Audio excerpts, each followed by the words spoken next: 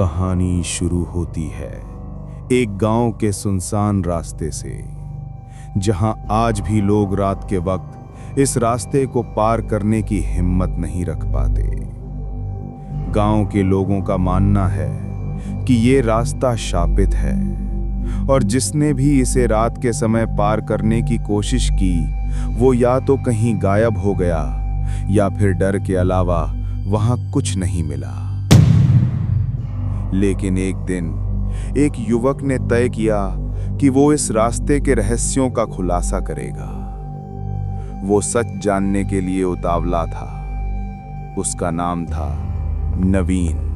नवीन 19 साल का एक साहसी युवक था। उसने सुना था कि इस रास्ते पर रात के समय अजीब सी ठंडी हवाएं चलती हैं। गांव के लोगों से पता चला कि सालों पहले एक लड़की का अपहरण यहीं इस खाली रास्ते में हुआ था और तभी से इसे सुनसान रास्ता कहा जाने लगा। और अब इस रास्ते की कहानी गांव में डर का कारण बन चुकी थी।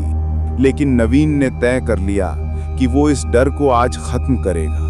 एक रात नवीन ने अपने दोस्त को चुनौती दी कि वो इस रास्ते पर अकेला जाएगा और सच का पता लगाएगा और सबको साबित करेगा कि ये सिर्फ एक डरावनी बेवजह की अफवाह है जो लोगों को डरा रही है। नवीन को उसके दोस्त ने बोला, भाई ये सब फालतू की बातें हैं, तुम इस रास्ते से दूर ही रहो।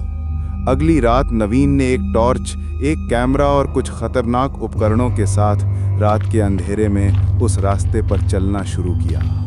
उसकी आंखों में काफी साहस था, मगर दिल में एक हल्का सा डर भी था जिसे वो छुपाना चाहता था। शुरुआत में वहां सब कुछ ठीक था। नवीन अपने कैमरे से रास्ते की तस्वीरें खींच रहा था।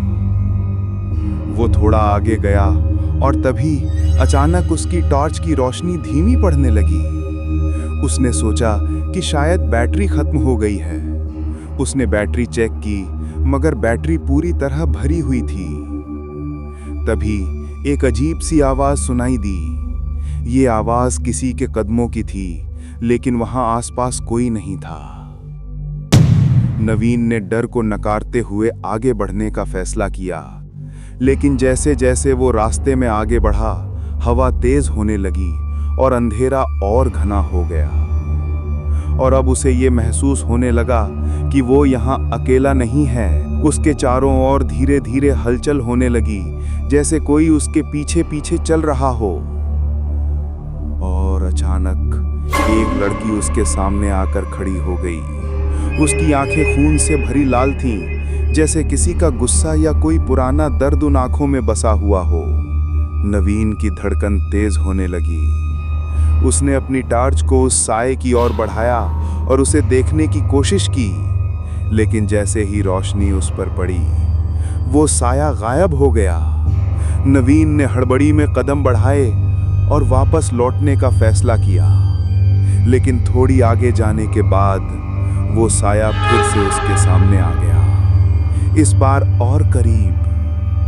नवीन की सांसें रुक गईं, उसके शरीर में डर दौड़ने लगा। नवीन ने जोर से चिल्लाने की कोशिश की, लेकिन उसकी आवाज पूरी तरह से दब गई। अब उसे यकीन हो गया था कि ये रास्ता किसी अदृश्य शक्ति से शापित है। लेकिन अब काफी देर हो चुकी थी।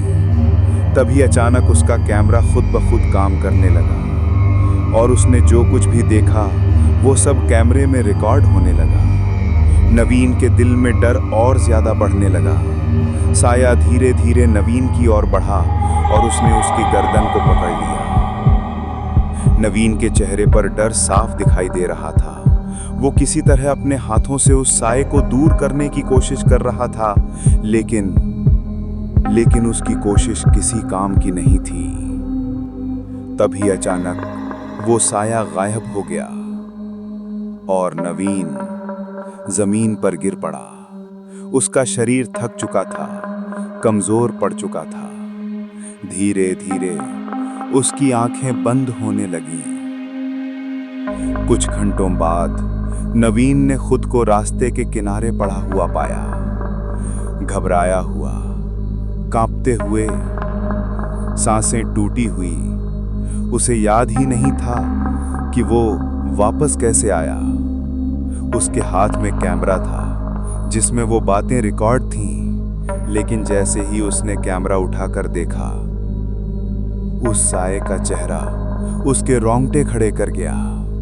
कैमरे में वो साया उसे अपनी ओर घूरता हुआ दिख रहा था। नवीन के होश उड़ गए, उसकी सांसें तेज हो गईं और वो समझ चुका था कि वो अब कभी इस रास्ते पर वापस नहीं जाएगा।